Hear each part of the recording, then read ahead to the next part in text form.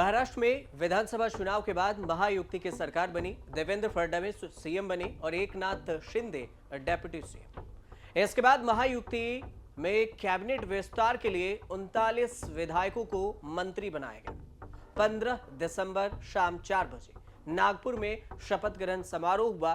Cabinet में किसे मिलेगा जगह और किसे नहीं मिलेगा मौका, इसको लेकर जो अटकलबाजियां चल रही थी वो सब भी इसी के साथ थम गई।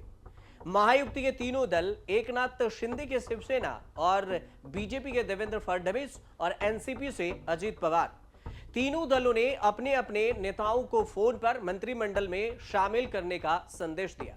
उन्हें मंत्रिमंडल में शामिल किए जाने की जानकारी मिलते ही संबंधित नेता नागपुर आ गए।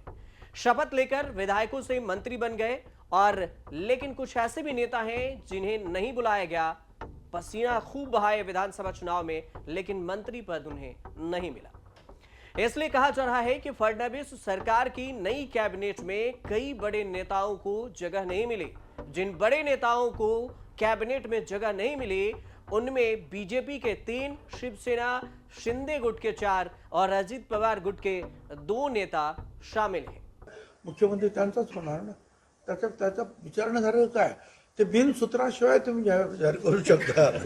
पण एकनाथ शिंदे कुठेतरी ठाम असल्याचं बघायला मिळतं। आज देखील त्यांनी वक्तव्य केले की माझ्या नेतृत्वावरच निवडणुका या झालेल्या होत्या। नाही, मला माहिती नाही। इनमें बीजेपी और शिवसेना के बड़े नेता हैं, लेकिन अजीत पवार की अगुवाई वाली राष्ट्रवादी कांग्रेस पार्टी एनसीपी के 2 दिग्गज नेता हैं जिन्हें मंत्रिमंडल में जगह नहीं मिली और इसके कारण राजनीति गर्मा गई है। अजीत पवार ने पिछले सरकार में मंत्री रहे 5 नेताओं को इस बार मौका नहीं दिया।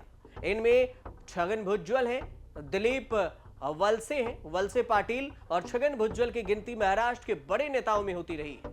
महाराष्ट्र में अधिकतम मंत्रियों की संख्या 43 हो सकती है, लेकिन मंत्रिमंडल के विस्तार के बाद कुल संख्या 42 पहुंच चुकी है। ऐसे में अजीत पवार किसी को शामिल करने के मूड में भी नहीं है, मंत्रिमंडल में जगह में भी नहीं है और समर्थकों ने उधर एनसीपी ऑफिस के बाहर हंगामा कर दिया।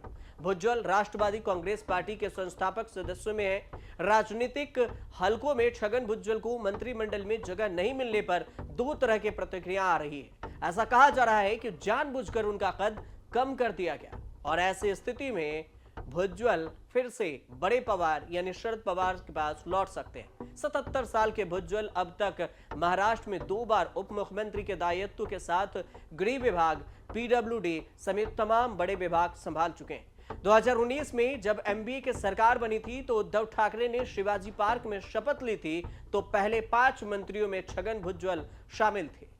राजनीति में आने से पहले भुजबल बायखुला एक सब्जी विक्रेता थे। भुजबल ने शिवसेना के बाद कांग्रेस और फिर राष्ट्रवादी कांग्रेस पार्टी का रुख किया और पिछले साल एनसीपी में जब 2 फाड़ हुई तो वह अजीत पवार के साथ चले गए।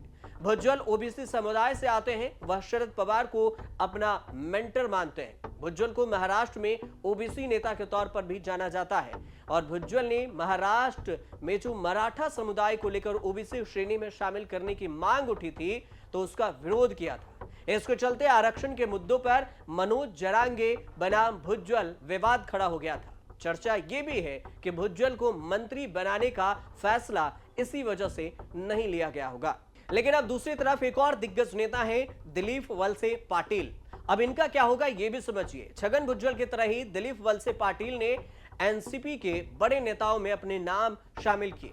68 साल के पाटिल 7वीं बार विधानसभा के निर्वाचित हुए हैं, विधानसभा से चुने गए हैं। राज्य विधानसभा के अध्यक्ष के साथ अब तक वित्त, गृह जैसे अहम विभाग संभाल चुके हैं। पाटिल की गिनती शरद पवार के करीबियों में होती रही है और कभी शरद पवार के पीए के तौर पर भी काम करने वाले पाटिल 1990 में पहली बार अंबे गांव के विधायक चुने गए थे। पाटिल महाराष्ट्र में अब तक 1 दर्जन विभाग में अलग अलग सरकारी पदों को संभाला। एमवीए सरकार में जब रिश्वत के आरोपों में अनिल देशमुख ने गृह मंत्री पद से इस्तीफा दिया तो यह विभाग पाटिल ने ही संभाला था। ऐसा तब हुआ जब पाटिल ने कुछ दिन पहले ही कहा था कि वह मंत्री के तौर पर अब काम करने में सक्षम है।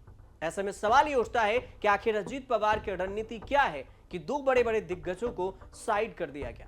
महायुति 2 में देवेंद्र फडणवीस की अगुवाई वाले मंत्रिमंडल में अजीत पवार को कुल 10 बर्थ मिली। इनमें से कई एनसीपी के प्रमुख नेताओं को जगह ही नहीं दी गई और उन्हें हटा दिया गया। छगन भुजबल, दिलीप वलसे पाटिल के अलावा आदिवासी समुदाय के प्रमुख चेहरे बाबा धर्मराव आत्राम हैं, जलगांव से अनिल पाटिल हैं, लातूर से संजय वनसोडे हैं, इन सब का नाम शामिल है। राजनीतिक हलकों में चर्चा है कि पवार ने शरद पवार की करीबियों पर कैची चलाई है। उन्होंने पार्टी में नए नेताओं के आगे बढ़ने की रणनीति पर फोकस किया है। अब देखना यह होगा कि भुजबल का रुख आगे क्या कुछ होता है, क्योंकि अगर वे नहीं बोलेंगे तो भुजबल द्वारा बनाए गए ओबीसी संगठन अपनी नाराजगी व्यक्त कर सकते हैं। भुजबल ही वह नेता हैं जिन्होंने मराठा आंदोलन में मनोज जरांगे पाटिल से टक्कर ली थी। लेकिन अब महाराष्ट्र की राजनीति में क्या कुछ नया टक्कर देखने को मिलेगा, ये आने वाला वक्त बताएगा। फिलहाल आप देखते रहिए न्यूज़ तक।